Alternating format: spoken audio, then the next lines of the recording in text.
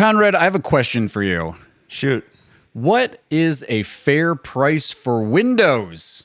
Well, are we talking about Microsoft Windows, or are we talking about things that you open and close? We're talking about those transparent glass panes that allow light to shine through. So I had a very interesting lesson about branding and price recently with Windows. Anderson Windows that we had to replace, $15,000. If I went to Lowe's and got, I can't even remember the name of what we actually did purchase. There you go. It was $5,000. So there is the value of a brand as taught to you by the window industry. Right. And, we're going to talk about that today with our really awesome guest. We already recorded that segment, but really, I think one of the best segments we've ever done. So strap in, folks. This is going to be a good one. Do you want to share who the guest is, or are you just teasing everyone? That's another thing. You've been really big on the tease word in this episode. Yeah, we'll see. So watch it. See how Gyi avoided the question again? Well played. Like a great politician, Gyi has avoided the question. So today, we're going to, as usual, touch on the news. We have more Google stuff in the news. But after the news, we have a great guest. My first guest since I've been on Lunch Hour Legal Marketing. George Psiharis. Yeah, true story. You just threw shade at our good friend Jared Correa. He's more of a friend than a guest. Yeah. I see. Well, I think George is a friend. Wow. Too. I am blowing this every which way. Please tune in next week as Conrad torches all of his carefully built relationships live on air. George Psiharis from Clio joining us to go over the legal trends report and actually dig deeper into things like pricing for lawyers. What makes the world go round? Welcome to Lunch Hour Legal Marketing, teaching you how to promote, market, and make fat stacks for your legal practice. Here on Legal Talk Network.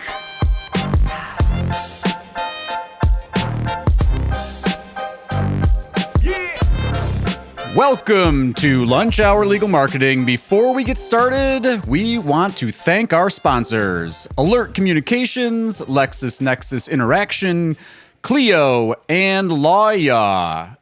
Now let's do some news.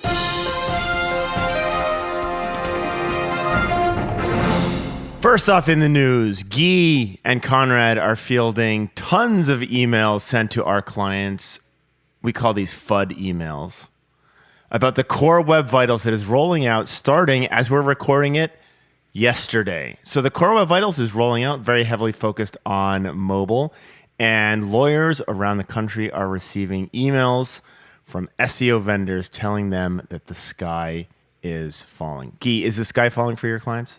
The sky is not falling, and this is the game, right? Algorithm fear, core update, experience update, Core Web Vitals updates. This is the stuff that our good marketing industry uses to get people to get scared and then sell them the fix.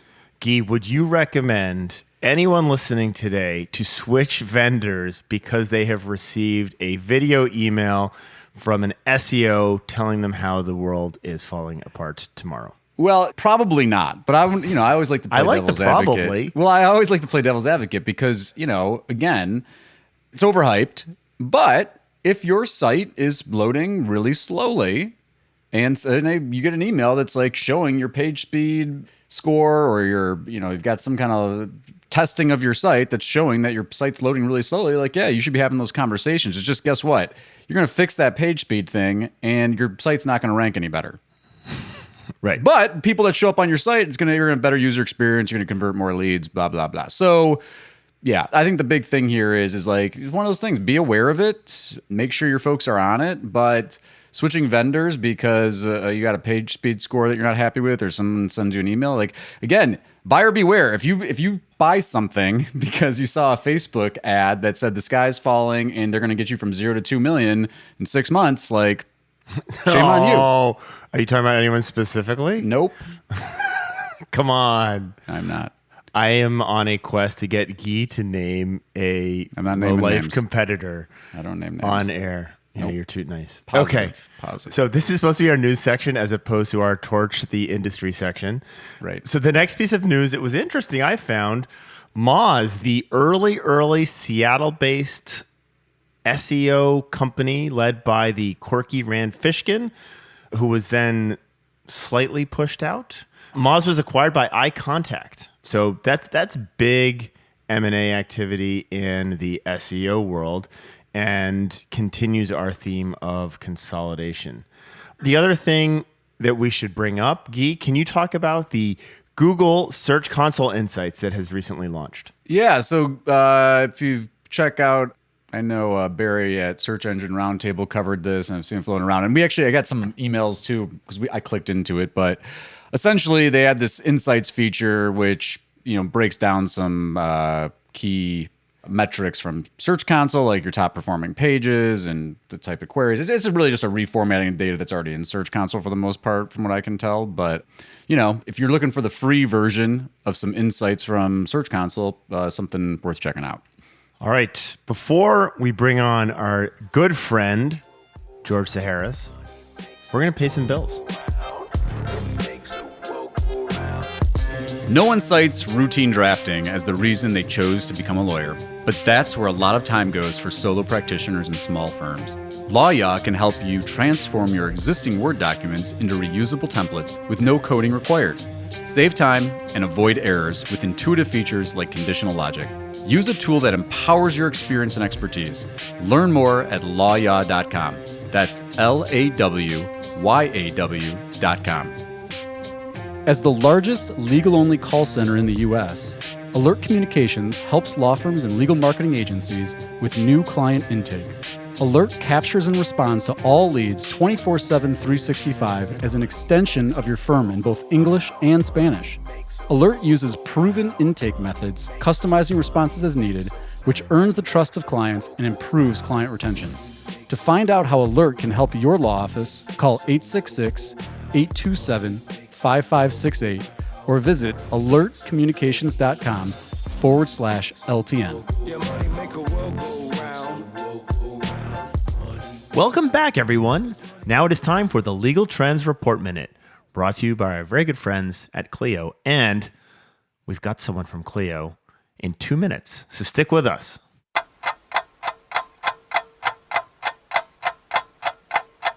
Hey, Gyi, did you know that 58% of your clients want their lawyers to use more technology?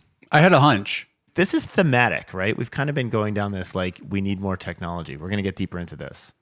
So according to industry data, in the past year, 52% of clients say they use more types of technology than ever. Not a shocker, especially when their kids are Zooming to school, as mine are. And 50% say they've become even more comfortable with that technology. Half of people want to meet through video conferencing and handle their documents electronically. And, we've talked about this before. This is probably the third or fourth round on this theme. But the law firms that don't adapt to the shifting needs of their clients, they're falling behind. We see this. And this is why we're super happy to have George joining us. So to learn more about what clients today are looking for and much more, download Clio's Legal Trends Report for free at clio.com/trends. That's Clio, spelled CLIO. Yes, and I would like to formally welcome George Psiharis, who is a fellow Greek and also a fellow two-consonant last name starter, to the show today. George, thank you so much for joining us. Conrad and I are regularly fanning out over the Legal Trends Report data, and so we have to say thanks to you, who are, if not the creator of, certainly highly influential in the production of the Legal Trends Report. So thanks, George, for being here. Well, thank you for having me, Gyi. Pleasure to join you. And yeah, I think when we first got started with the Legal Trends Report, I was certainly kind of one of the folks that first thought through how we wanted to do this kind of work and publish to the profession. But to be fair, since then, we've got lots of incredible, intelligent folks over at Clio who are doing the heavy lifting these days. And I do get a lot of, likewise, nerdy fun, as you guys do, out of both influencing, but also learning from the analysis and work they do and finding ways to communicate it to the profession. Thanks to all Cleons involved in producing and publishing the Legal Trends Report. And in other important news, how do we get one of those awesome Clio hoodies? Because I want one. I'm not kidding. You don't have to answer, though. Are you begging for swag in public? Yeah, I mean, you kind of got to work for Clio for this one. That's what I thought. I had a hunch. I haven't seen those floating around. You can't see it on my left sleeve here, but it's also got my name on it because it's you get one as being a part of the team, and it comes embroidered with your name. So pretty cool. And if I see any jobs that fit the bill, Gyi, maybe I'll pass them along. But that's your best bet. Appreciate that, George. I had a hunch that was the case, and another awesome testament to the awesome culture that you guys have over there at Clio. So let's dive in. And we're lunch hour legal marketing, so we like to talk about marketing, especially for lawyers. And I think the starting point, and I listened to your conversation with Jack on Daily Matters, which I encourage folks to check that out too. Really good stuff. But one of the things that Conrad and I are always talking about, and we always say things like, your whole marketing plan is really right there in the Legal Trends Report because it's telling you what the pain points are for consumers. But you hear it from the top, from the man. What makes a lawyer hireable according to the data in the Legal Trends Report?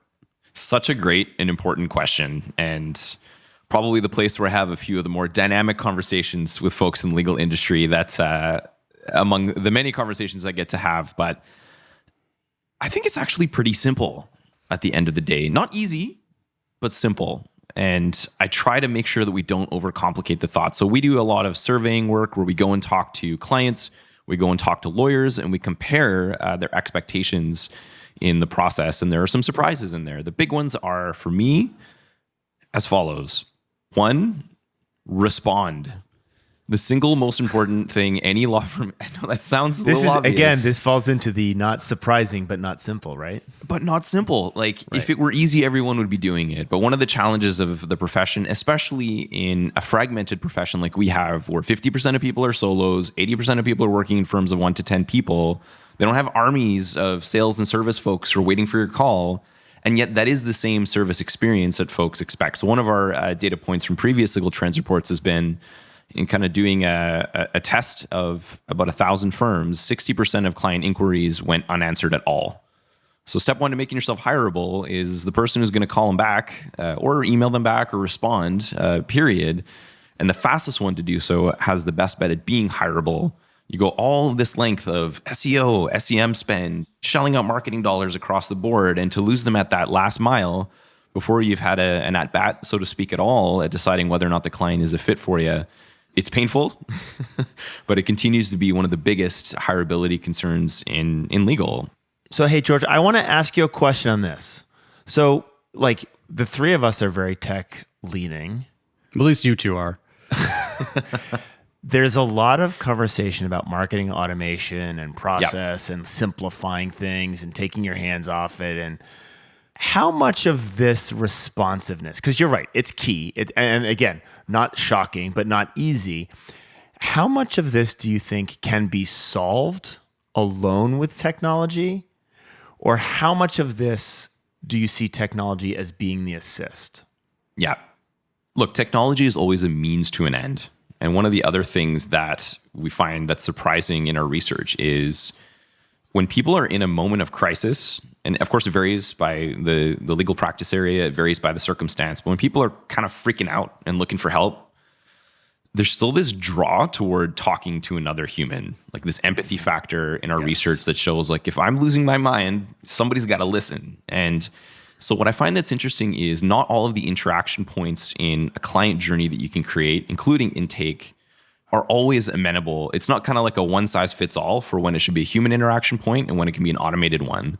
But the secret sauce is automate the stuff that can be automated so that you spend your time in the high value interactions. And a quick example of previous research where those have jumped out. Number 1 is when I need to spill my guts about what's going on. I don't want to talk to anybody but the person who's going to help me, and whether it's through Zoom or in person, see their eyes as you don't think the chatbot's going to help you there? But if I'm submitting data points that need to go into a form and get automated, I get that I can do that with a chatbot or an automated technology piece, and that can be made way easier and faster.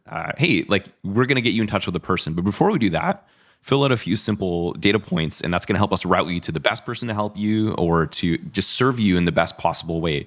That's still a response. And what the technology can do for you is also set expectations that you follow up on.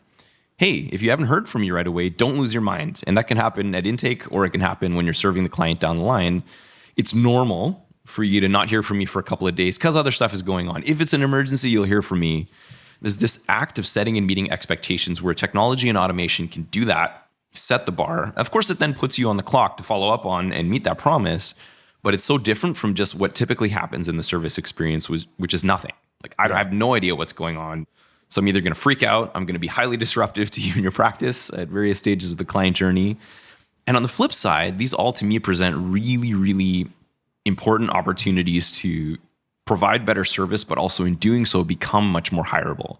The hireability piece for me is like, the responsiveness is the first step toward what you can expect in working with us.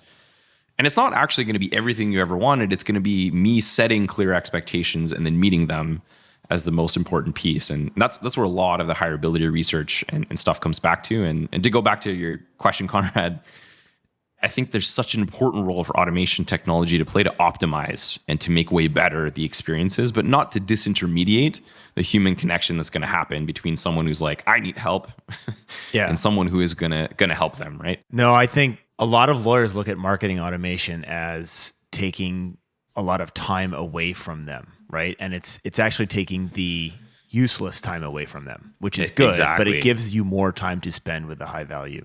Yeah, and I think the other thing that George said that I think is really, really important, because it comes up all the time when you're talking to lawyers about automation, is they hear automation and they forget about the empathy, human part of it. And so, as George mentioned, I think you articulated really well, it's the expectation setting.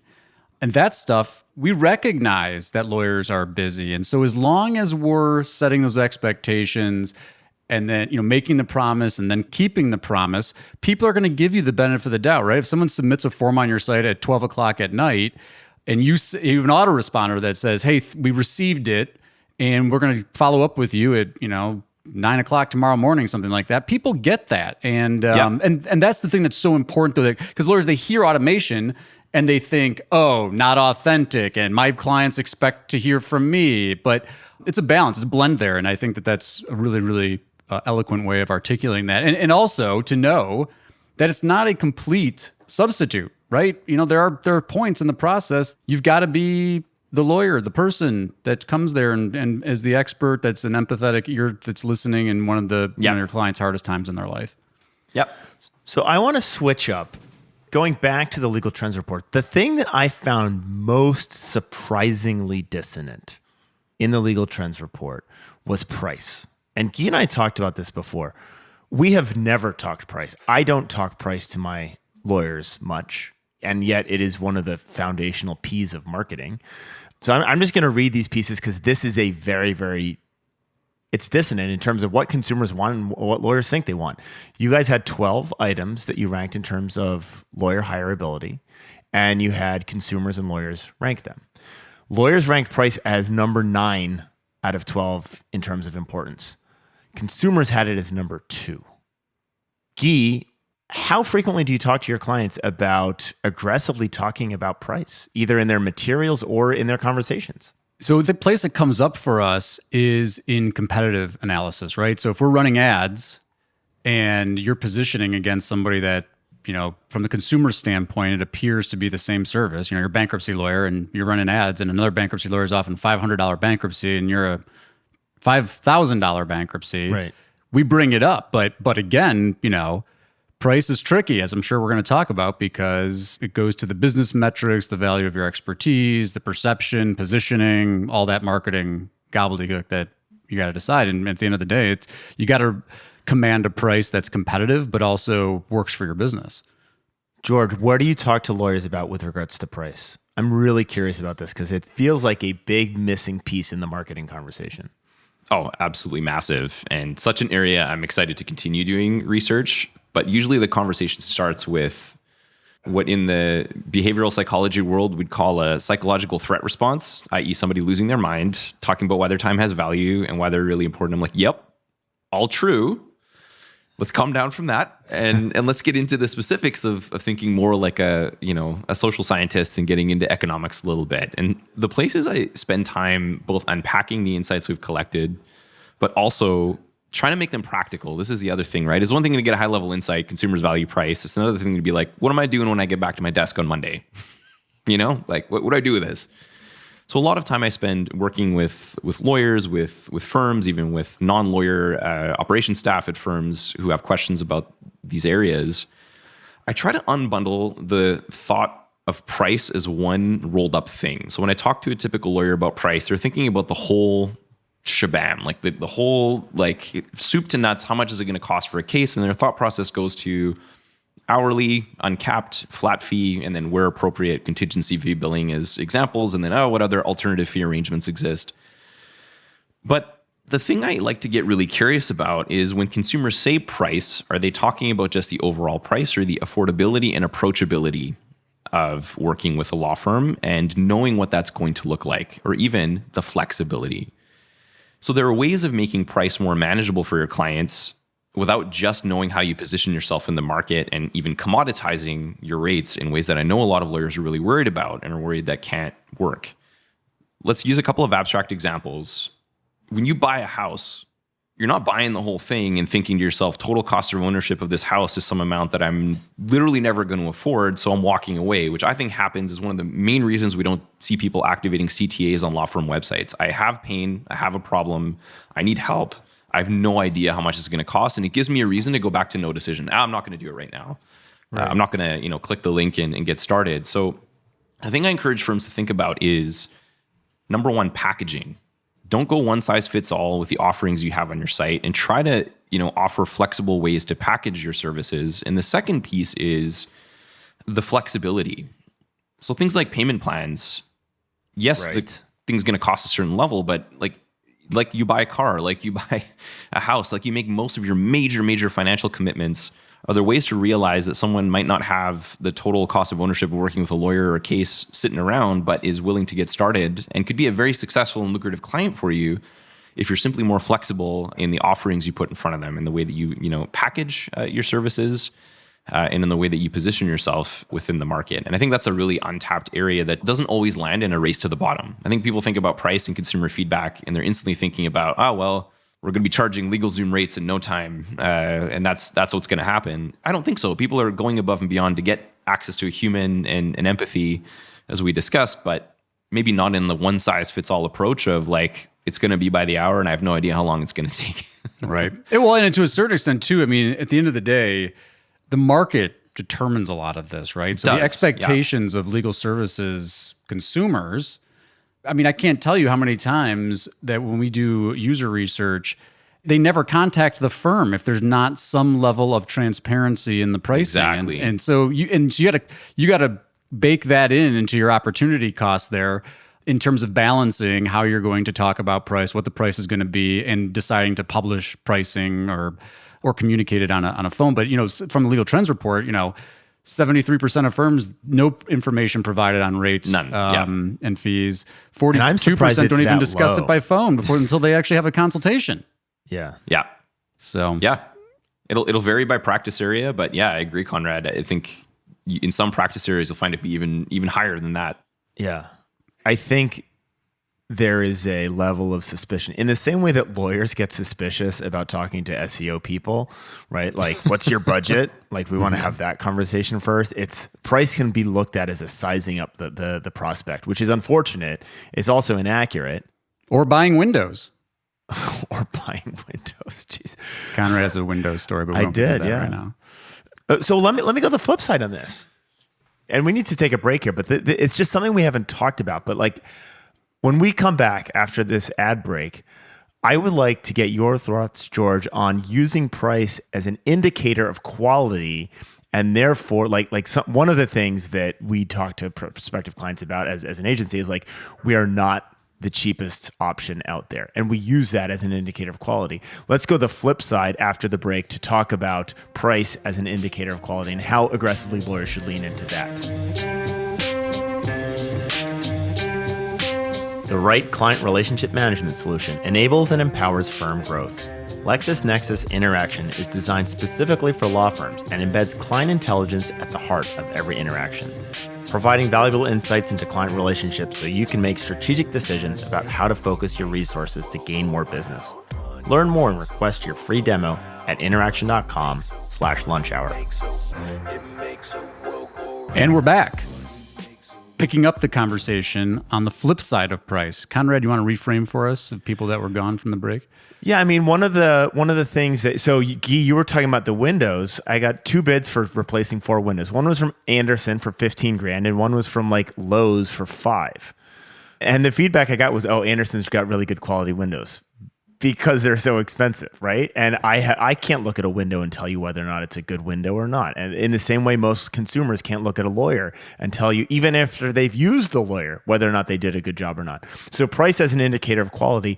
How have you seen firms, I mean, with this focus on price, is it a sword that cuts both ways?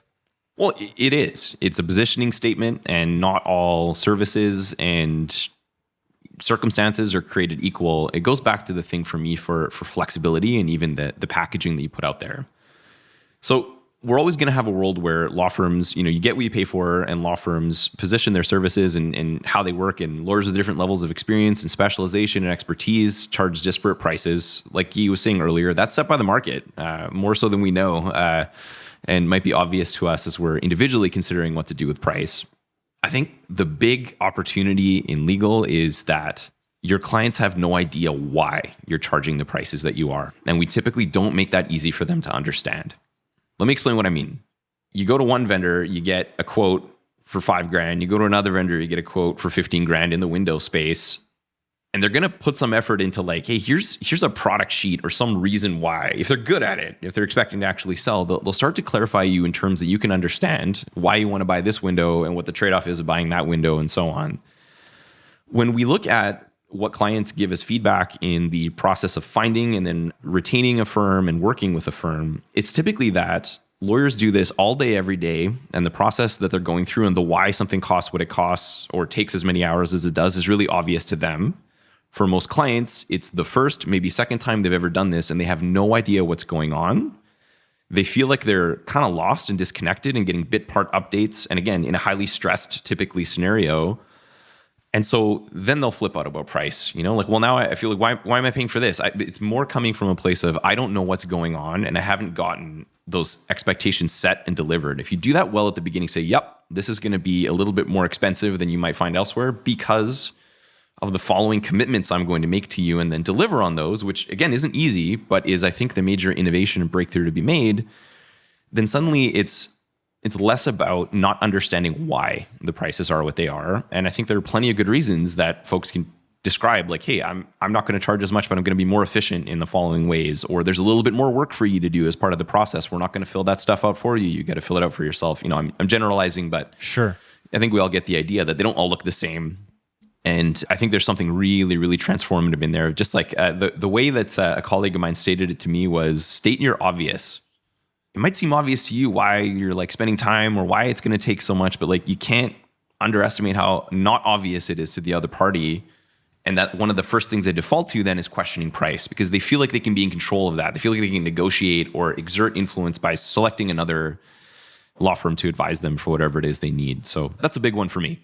Definitely. And also, I've got to throw in there, because I always have to throw an elbow at them, but thank you, state bar regulators, for making it very difficult for lawyers to be able to communicate distinctions on experience and expertise, right? Like you can't say anything. I can't. I know. Objectively verifiable results, right? Yeah. And I think it's a very good call out, and I don't want to overlook that, right? Like, I know when I talk about this stuff, I get that response from lawyers a lot as well. They're like, well, my hands are kind of tied.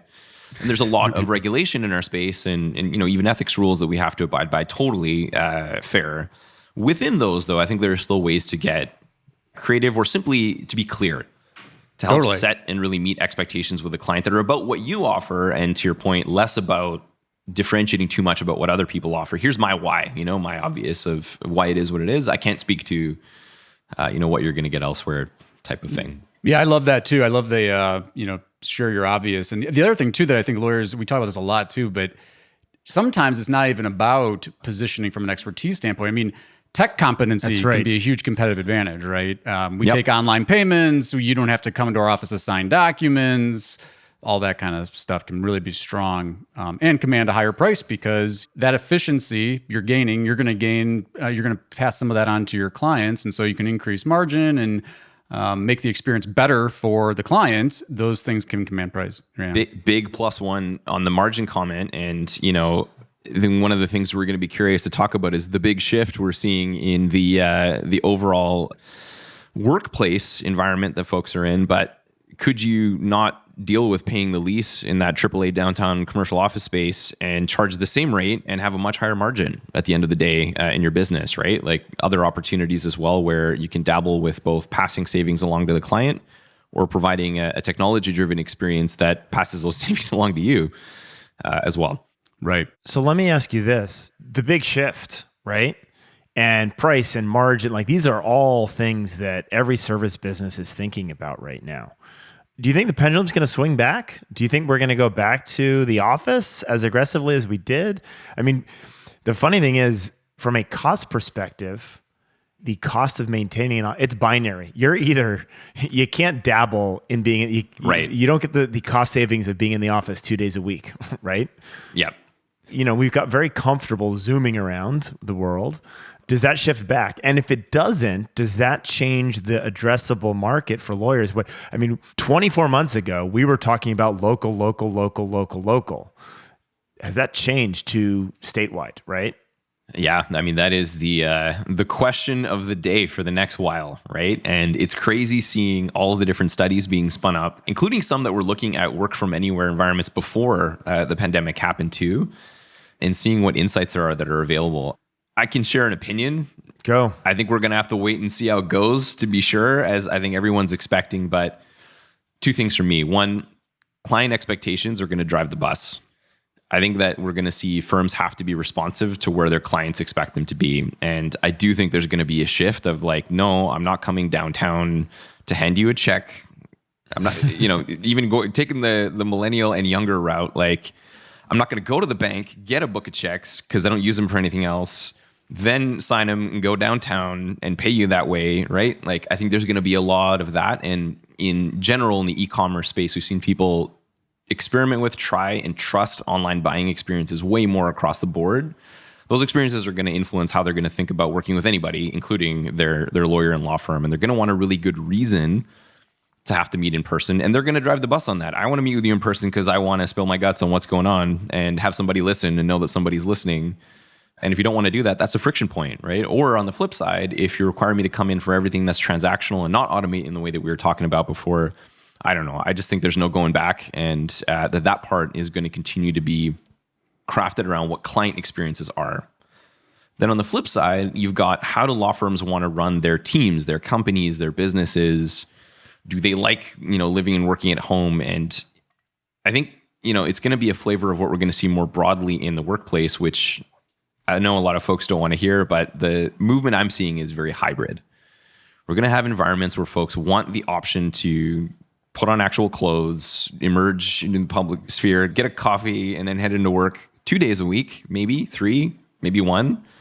And the most competitive employers in general are going to be the places that allow folks to have that flexibility. At the same time, if they want to go work in Maine remote for a month and want to spend some time with family out there, like they're going to want to have that flexibility as well. And the challenge to them will be to make sure that they remain productive, right? Don't go and kind of be on a vacation if you're promising to work from somewhere. I think that's what's come leaps and bounds. Is when we started the pandemic, everyone was really bad at working from home because they hadn't done it before. But over the course of a year and a half, I think people have gotten a lot better and have found a groove that maybe they don't want to do all the time, but that they could think about doing when they need to as part of rounding out how they want to live their lifestyle more and more often. On the topic of local, though, especially as it relates to even things like winning in the search game online and local listings, I think it's still going to be a presence for us. Like, I don't think we're fully cutting over to, I'm in Vancouver, Canada. My first impulse isn't going to be like, for a personal legal need, for example, to go and find someone who's in Ontario and talk to them. Still feels kind of, I'm speaking more from personal experience, but there's going to be at least a semi-local pull And if that person is based and focused on serving clients here, but happens to be, 2 hours out of the city and we're on Zoom, like that works, but there's still a bit of a nexus to location depending on the practice area. A really, really cool counterexample, again, that predates the pandemic, is a company called Notarize. I don't know if you've ever heard of them or followed what they're up to, but they are doing some really interesting work in the notary space, in particular working with law firms that need documents notarized, but also with obviously various types of commercial enterprises. If we think about companies like construction companies who need to get notarized documents for property related stuff all the time, they've shifted to a model where you can meet with them remotely and it can be an actual notary licensed to practice in the Commonwealth of Virginia, I believe, which was one of the first places to allow folks to notarize documents remotely. And they've gone a bit more aggressive in sponsoring that model where, you, to your point, Conrad, can get a notary in, Arkansas somewhere, but who's licensed in Virginia and can help you with a document or a notarization that you need. So seeing some evidence of that. I think it'll work more in transactional spaces and less in environments where people want access to human empathy and advice. Yeah, it was a long answer, but I got a lot. No, of that was really good. There's I think that's there's a lot to unpack in this area. No, I'm with. I think that it's going to be practice area specific, and definitely is going to trend towards the local thing. Proximity matters for certain practice areas. It really does. We see it in conversion rates on ad campaigns. Yep. People want that person that's familiar with their local market. I mean, you even see a silly one is even like the area code on a phone number can make a difference in whether or not someone will even call a lawyer. So I think I think there's some context where we're going to expand the radius, but in many it's still local. Seth Godin has a great post about this idea of clusters and it really is true. And those affinity groups, those community groups that you participate in, whether it's like youth sports or local schools, stuff like that, it's still extremely local. So I want to tease that out because there's two flavors of local. Tease it out. Tease. I want to be a tease. No, there's two flavors of local. There is the I'm very active in your community. Mm-hmm. I coach Little League. I'm a church regent. I organize a 5K, or I go to restaurants. Or whatever. Like that has nothing to do with the practice of law. The other flavor of this is I know the judges. My office is near the courthouse. Everyone knows who I am in the legal industry. Right. Do either of you have a perspective on? Well, you better not advertise that you have a relationship with the judges, because you're going to be in ethical hot water really fast. The judges know who I am. I wouldn't even say that. The good thing is Gyi keeps me out of ethics jail. No, I don't.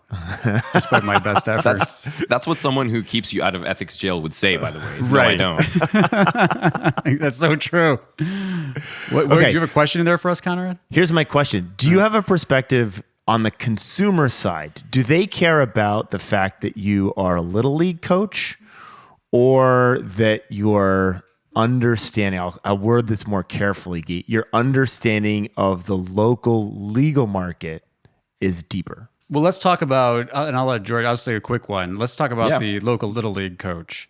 They might not care that you're a Little League coach, but guess what? That's how they know, like, and trust you, right?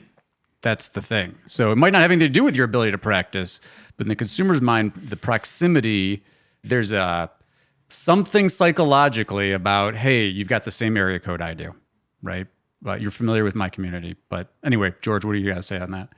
I feel like I've given a lot of "it depends" answers, which can be so annoying. But that's good. That demonstrates your expertise. We never do that here. Yes. It's just like, I feel like within the subsegments, at least, of what it depends on, I feel like I do have some opinions. So I'll default to those. So there is, I think, a community and a customer type to serve in legal that is very much word of mouth referral driven. Like when they search to go and find a firm, the only thing they're going to do is ask their friends and family or close personal connections for a referral. And obviously they're always going to look to who knows who and the Little League. And I think it's for every practitioner and firm to decide, is that my audience? Is that who is the ideal client profile for me? And if that's the case, then it's important for me to be active in front of them in that way.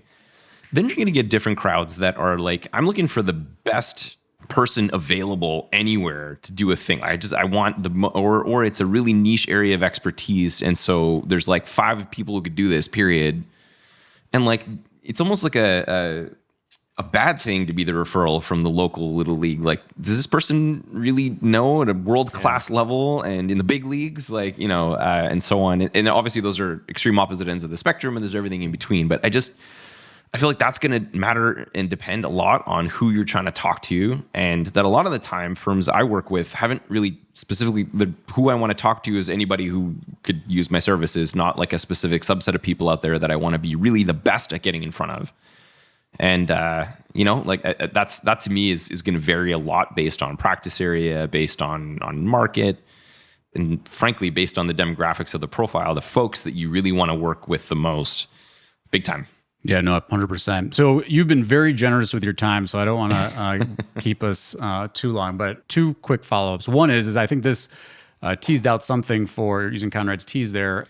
It's maybe interesting to see in legal trends report data segmented by practice area, because there is it depends there on these different practices. So the final question is, now we already asked you to prognosticate a bit, but now we're going to ask you to look way out there, 5 to 10 years. What do lawyers need to know about what's happening in the legal industry? Your opinion, chatter, just pure guesses. Where are we going? I think we're going into a way more data-driven profession. And the big thing we're going to see is both information and sources of data that are available to lawyers and law firms. But the big one for me is clients have been operating in a black box for a long time. They don't know how the system works. They don't know how to get access to information. And I see a world developing where in the information era that we live in, that is catching up to us in legal, it's going to get there in the next 5-10 years, big time. And it's going to change the dynamic of lawyers and law firms. First blush of that was client reviews. Remember how much everybody started with and continues to hate client reviews? Yep. That's just the tip of the iceberg in my mind. Clients are going to be way more informed than ever. They're going to have tools at their disposal that can give them an estimate on how much a case should cost and then come to you with that. And I can already see a lot of really interesting, powerful work that both makes access to justice more accessible, but comes with some, really, really meaningful considerations. I've never truly bought into the robot lawyer apocalypse on the flip side, where like in 10 years, we're just punching in data points into a machine and it's telling us our legal outcome versus working with people. My research continues to point me to the fact that humans want to see humans. And that the trust dynamic is better developed there. I think that may be longer term development, but also seems to be less of a thing than actually I want, machines to give me information that I can use to negotiate with other humans, if that makes sense. So I see that as a big part of where we're headed in the next 5 to 10 years. And it's uncomfortable, but also I think for the better long haul. George, awesome. Thank you again so much for spending time with us today. I think I heard a couple future Clio products in there in that little prognostication. If people want to get a hold of you, what's the best way to connect with George? For sure, at George Psiharis on Twitter. It's Psiharis in the last name. You can look me up on LinkedIn as well. Those are the 2 I'm most active on. Don't look for me on Instagram. Nowhere to be found there, and happy to keep the conversation going. George, thanks again so much. Thanks for Legal Trends Report, and looking forward to the upcoming Clio Cloud Conference this October? That's right. All right. So thanks again, and have a great day. Thanks for having me, guys. You too. As always, thank you so much for listening to this episode and hopefully following us on Apple Podcasts, Spotify, Stitcher, Podcast. Please do leave a rating or review or send us feedback. Hit up the hashtag LHLM on Twitter. We want to hear from you. Tell a friend if you enjoyed this, or tell a friend that this is the worst podcast you ever heard and let them be the judge. But thank you truly for listening. And until next time, this is Conrad and Gyi out for Lunch Hour Legal Marketing.